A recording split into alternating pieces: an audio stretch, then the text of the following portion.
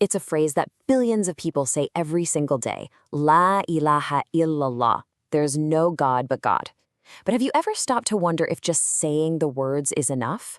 What is it that turns this simple phrase into the absolute bedrock of faith? Well, today, we're going to break down the essential conditions that give this statement its real power. And this is all based on the amazing work compiled by Muhammad Gamal al-Nagar. To really get this, we have to start with this brilliant analogy from way back. An early Islamic scholar, Wahb ibn Munabbih, was asked a question. Isn't La ilaha illallah the key to paradise? And his answer was just perfect. He said, yes, but every key has teeth. If you bring a key that has teeth, the door will open for you. If not, it won't. And that one idea, that right there, sets the stage for everything we're about to talk about.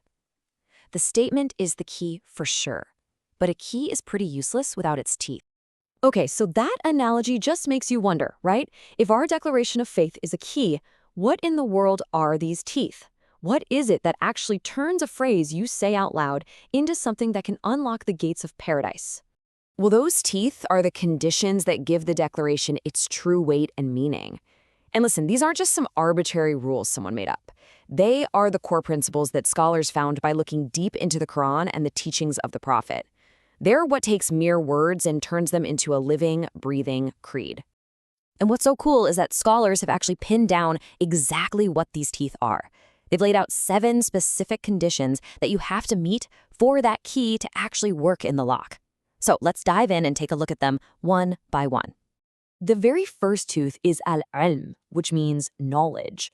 And put simply, you can't just repeat words you don't understand. You have to really know what you're saying. You're declaring a total rejection of worship for anything and anyone else, and at the same time, a total affirmation of worship for God alone. It's about consciously knowing what you mean. Second on the list, we have al-yaqin, or certainty. Now, this is way more than just a casual belief. We're talking about a deep, rock-solid conviction with absolutely no room for doubt. The Quran talks about believers as those who then did not doubt. I mean, your belief has to be as unshakable as knowing the sun is going to rise tomorrow. That level of certainty. The third tooth is al-ikhlas, sincerity. This is all about your why. Your declaration has to be purely 100% for God. Not to look good, not to please your family, not for any worldly reason at all. Like the Quran says, and they were not commanded except to worship Allah, being sincere to Him in religion. It's all about a pure intention. And number 4 is al-sidq, which is truthfulness. This one is so critical. It means what you say with your tongue has to perfectly match what you feel in your heart. You can't just say the words, you have to mean them with every fiber of your being. This is the dead opposite of hypocrisy. 5th is al-muhabba, and that means love. And this one's really profound. See, it's not enough to just know it or accept it. You have to actually love this statement.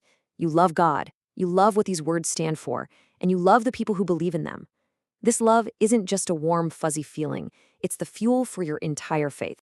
6th, we have al-inqiyad, which means submission. Here's the thing. True belief is never a passive thing. It's a man's action. This condition means you actually submit to what the faith asks of you. You live by its rules. You follow God's commands. It's all about putting that belief into practice.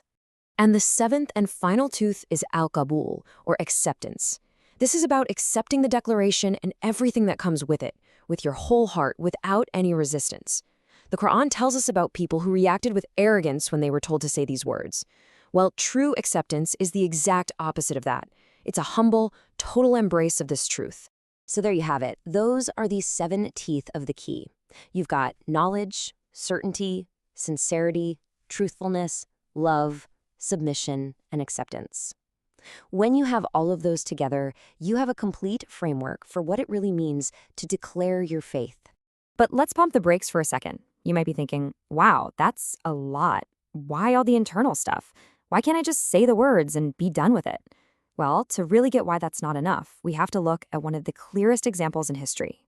In this example, just makes it crystal clear. You see, the hypocrites at the time of the Prophet, they said the words. Outwardly, they made the declaration. But God calls them liars in the Quran. And why? It's simple. Their hearts weren't in it. Their tongues said one thing, but their hearts believed something totally different. And that's the whole point. It's the internal state. It's those 7 conditions we just talked about that gives the words their power. So when you finally bring all 7 of those conditions together, when the key has all of its teeth, that's when the statement, La ilaha illallah, reaches its full, incredible power. It stops being just a phrase you recite and becomes a declaration that defines your entire reality. You know, this one verse from the Quran spoken by the Prophet Abraham just captures the whole thing perfectly. It has 2 parts. First, he says, I am disassociated from what you worship. That's the negation, the La ilaha. Then he says, except for he who created me. And that's the affirmation, the Illallah. It's a total break from everything false and a total devotion to the one true creator. That right there is the essence of it all. And that brings us full circle, right back to where we started, with that powerful image of a key. We've said that the declaration of faith is the key to paradise, and now we've seen the 7 teeth that make it actually turn the lock. So the only question left, and it's a personal one for all of us to reflect on, is this: does your key have teeth?